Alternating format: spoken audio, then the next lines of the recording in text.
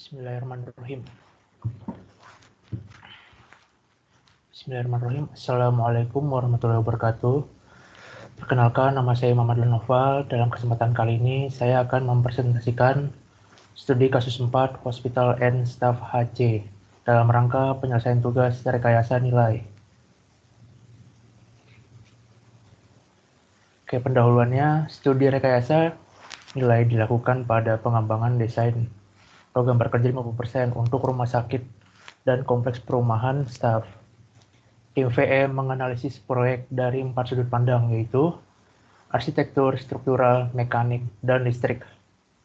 Tujuan dari studi ini yaitu meninjau kembali dokumen desain untuk mengoptimalkan dampak biaya dari keputusan desain. Deskripsi proyeknya adalah sebagai berikut. Untuk persyaratan rumah sakitnya, jumlah tempat tidur ada 180. Untuk luas tanahnya ada 500.000 square feet. Parkir 1 mobil per tempat tidur plus staf dan rawat jalan. Lalu ada site plan yang telah disediakan. Lalu ada perumahan atau asrama. Lalu juga diperlukan untuk mengakomodasi semua dokter dan total 130 perawat. Dan juga ada area rekreasi yang harus disediakan.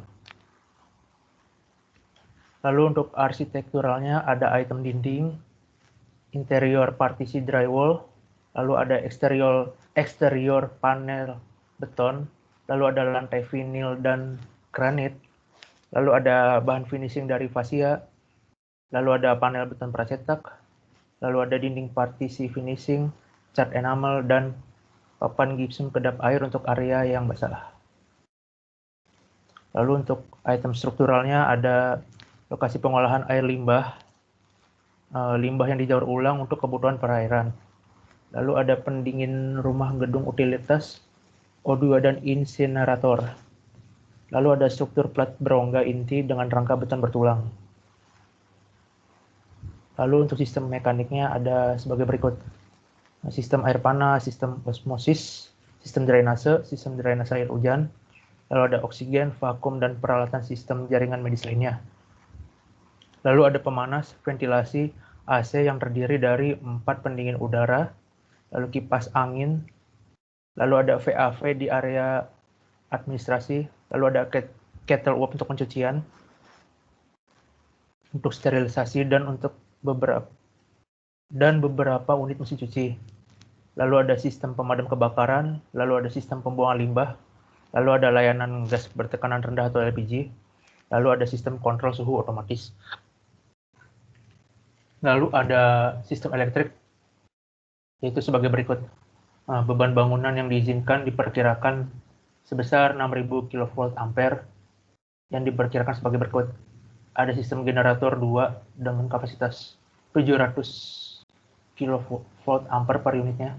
Lalu ada sistem UPS, lalu ada sistem distribusi daya, lalu ada pencahayaan, telekomunikasi, saluran radio, ada sistem alarm kebakaran, lalu ada sistem keamanan, lalu ada sistem perlindungan dari petir, lalu ada sistem penanganan gempa bumi, dan ada sistem panggilan khusus. Lalu untuk estimasi biaya rumah sakit ini adalah sebagai berikut. Estimasi biaya dihitung oleh manajer proyek yang telah divalidasi oleh pemerkira desain, yaitu ada area utama dan pendukung pada rumah sakit yang luasnya adalah 356.000 square feet dengan biaya total adalah $74 juta, yang biaya per unitnya adalah sekitar $210 per square feet. Lalu ada perumahan dan asrama serta area pendukung yang luasnya adalah 197.000 square feet seharga $18 juta, yang biaya per unitnya sebesar $93 per square feet. Lalu untuk estimasi biaya total adalah sebesar $93 juta. Lalu masuk ke prosedur rekayasa nilai. peserta studinya adalah member yang terpilih dari tim Value Engineering mereview beberapa dokumen rencana dan desain terpilih. Pada saat ini, estimasi tidak merefleksikan tingkatan dari detail dokumen. Demikian juga daftar dari pertanyaan-pertanyaan dan ide-ide yang akan direview pada hari pertama workshop. Untuk rencana kerja value engineering-nya adalah tim VE menganalisis dokumen proyek yang disubmit oleh tim desain. Di antaranya terdapat dokumen desain, termasuk laporan rencana, estimasi biaya, dan desain. Lalu studi VE dibagi menjadi 6 bagian yang terdiri dari beberapa tahap rencana pekerjaan VE. Fase satunya itu adalah fase informasi, fase 2-nya adalah fase kreatif, fase 3 adalah fase penilaian, fase 4 adalah fase pengembangan, fase kelima adalah fase presentasi, dan fase keenam adalah fase pembuatan laporan. Fase informasinya adalah sebagai berikut. Tim VE atau Value Engineering menampilkan fungsi analisis dari beberapa komponen pada proyek. Prosedur ini akan membuat tim VE untuk berpikir tentang fungsi dan biaya yang terasosiasi dengan fungsi tersebut. Selanjutnya, tim VE akan mengembangkan model biaya untuk peningkatan nilai. Biaya yang ada pada form dari biaya unit untuk proyek sebagaimana diambil dari estimasi biaya yang telah selesai. Lalu selanjutnya ada fase kreatif. Pada tahapan ini, tim VE berpikir sebanyak mungkin untuk menyediakan fungsi-fungsi yang diperlukan pada saat awal yang lebih rendah dan atau life cycle cost, dan peningkatan desain untuk meningkatkan fungsi yang diperlukan. Pada selama fase kreatif ini, penilaian pada desain itu terbatas. Tim VE mencari kuantitas dan asosiasi dari ide-ide yang akan disaring pada fase berikutnya. Daftar ini juga termasuk ide-ide yang dapat dievaluasi lebih jauh dan digunakan dalam desain. Lalu selanjutnya ada fase penilaian. Pada fase ini dari proyek, tim VE menilai dan mengurutkan ide-ide yang digenerasi dari sesi kreatif sebelumnya. Sisa dari worksheet daftar ide kreatif digunakan pada fase ini, dan hasilnya akan dimasukkan pada sisi kanan dari worksheet. Ide-ide yang ditemukan tidak praktis dan tidak pantas untuk studi tambahan akan diabaikan, dan ide-ide yang menjanjikan potensial terbesar untuk penghematan biaya akan dikembangkan lebih jauh. Lalu selanjutnya masuk fase pengembangan. Pada saat fase pengembangan ini, ide-ide yang terpilih sebelumnya diperluas lagi menjadi solusi yang bisa diterapkan. Pengembangan terdiri dari rekomendasi desain, perbandingan life cycle cost, dan penjelasan dari evaluasi dan keuntungan dan kerugian dari rekomendasi yang diajukan. Penting untuk tim VE menyampaikan konsep dari rekomendasi yang telah mereka buat kepada desainer. Oleh karena itu, setiap rekomendasi nantinya mempunyai narasi singkat untuk membandingkan metode desain yang sebelumnya, yang asli, dengan perubahan yang akan diajukan. Lalu selanjutnya ada fase presentasi dan laporan. Fase terakhir dari workshop value engineering adalah presentasi. Isi dari presentasi berupa proposal dan rekomendasi dari hasil workshop. Pada kesimpulan dari workshop, proposal value engineering direview, disunting agar lebih jelas dan dievaluasi kembali untuk komputasi penghematan biaya.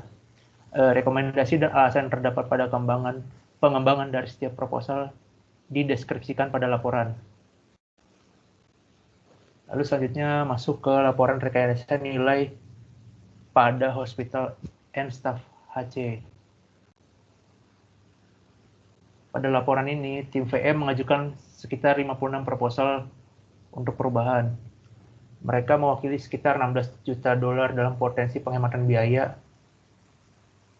ditambah lebih dari 500.000 per tahun sebagai penghasilan tambahan. Sebagai tambahan, 22 saran desain disediakan untuk memperjelas desain, meningkatkan desain, atau meningkatkan biaya. Untuk owner, beberapa rekomendasi untuk pengurangan biaya ditangguhkan $19 juta.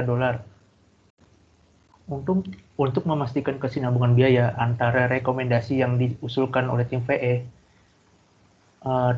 telah menggunakan estimasi biaya proyek yang dikembangkan oleh tim VE sendiri yang bekerja sama dengan desainer sebagai dasar biaya. Jika ini tidak memungkinkan, tim VE akan menggunakan data yang disediakan oleh penafsir project manager. Berikut adalah lampiran analisis fungsi dari Value Engineering Hospital and Staff HC. Lalu hasil rekomendasi Value Engineering-nya terdapat usulan rekomendasi yang paling atas. Yang pertama ada revisi lab klinis atau unit hemodialisa. Desain awalnya laboratorium klinis dan unit hemodialisa ini berlokasi di antara Sumbu 10, 15 dan AF. Lokasi tersebut terbagi menjadi beberapa area, yaitu area untuk donor darah dan lab klinis dan untuk hemodialisa. Desain perubahan yang diusulkan adalah memperhatikan penataan ulang dari lab klinis dan ruang donor darah sesuai gambar ini ya. Keuntungan dari perubahan tersebut adalah memungkinkan untuk meningkatkan pemisahan antara area donasi atau donor darah dengan lab klinis, serta meningkatkan kemudahan akses pasien rawat jalan ke lab klinis dan pendonor ke area donasi. Selain itu, perubahan tersebut memungkinkan untuk dapat menambah tempat tidur hemodialisa khusus untuk anak.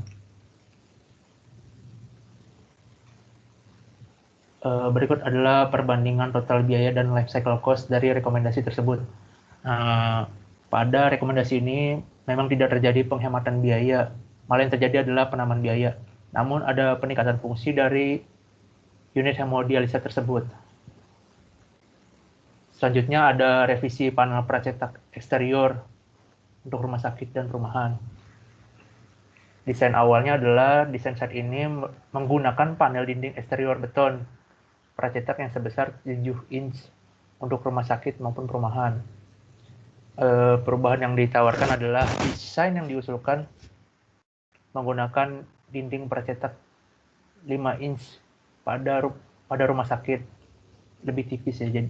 Dan sedangkan untuk perumahan digunakan CMU, plaster, dan cat tekstur.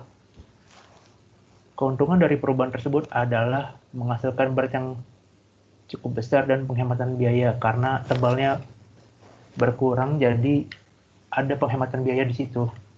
Sedangkan kerugiannya adalah biaya perawatan akan sedikit lebih tinggi dari eksterior perumahan. Berikut adalah perbandingan total biaya dan life cycle cost dari rekomendasi tersebut.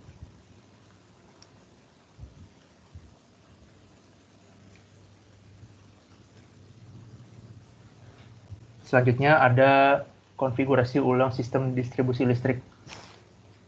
Desain awalnya adalah bahwa bangunan ini ada bangunan gardu sekitar 9.500 square feet untuk 6 trafo rumah untuk perumahan dan rumah sakit. Setelah merevisi beban ke semua fasilitas, kapasitas trafo yang dibutuhkan adalah 9.000 kV ampere. Dari gardu diperlukan untuk menjalankan sekitar 59.000 LF dari 3x300 ditambah 150 mm square kabel pertegangan rendah. Desain yang direkomendasikan adalah sebagai berikut. Direkomendasikan penggunaan distribusi tegangan tinggi menggunakan jaringan 13,8 kV ke berbagai fasilitas dengan menggunakan trafo tipe oli dipasang di luar dekat konsentrasi beban. Trafo yang dipasang alas dari jenis feed loop direkomendasikan. Keuntungan dari perubahan desain tersebut adalah akan menghasilkan penghematan biaya awal dan LCC. Selain itu, kinerja distribusi daya akan lebih baik dan tercapainya peningkatan layanan.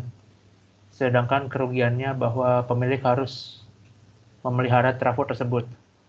Umur trafo yang diharapkan tidak kurang dari 25 tahun. Kabel bertegangan tinggi juga ketika dipasang dengan benar akan memakan waktu perawatan yang lebih sebentar dari kabel bertegangan rendah. Berikut adalah perbandingan total biaya dan life cycle dari rekomendasi tersebut.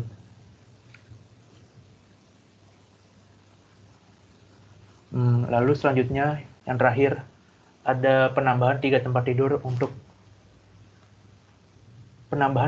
tidur tambahan untuk unit hemodialisa. Desain awalnya adalah saat ini ada tersedia tempat tidur di dalam unit hemodialisa. Desain yang diusulkan adalah revisi desain untuk menambahkan 3 tempat tidur untuk memenuhi kebutuhan bagi pasien anak-anak dan unit prenatal. Memindahkan unit ke ruang yang lebih besar. Keuntungannya adalah bahwa unit hemodialisa sangat dibutuhkan dengan daftar tunggu yang panjang, sehingga pendapatan yang diproyeksikan akan lebih tinggi mengimbangi biaya awal yang dibutuhkan dan membantu membiayai pengeluaran lain. Dengan melihat proyeksi pendapatan dan biaya terlampir, titik impas atau break-even point akan tercapai kurang dari 1 tahun. Saat ini pasien anak-anak belum dapat dilayani dengan baik. Berikut adalah life cycle cost dari rekomendasi tersebut.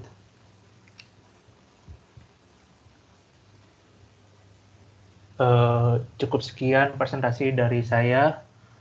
Kurang lebihnya mohon maaf. Terima kasih. Wassalamualaikum warahmatullahi wabarakatuh.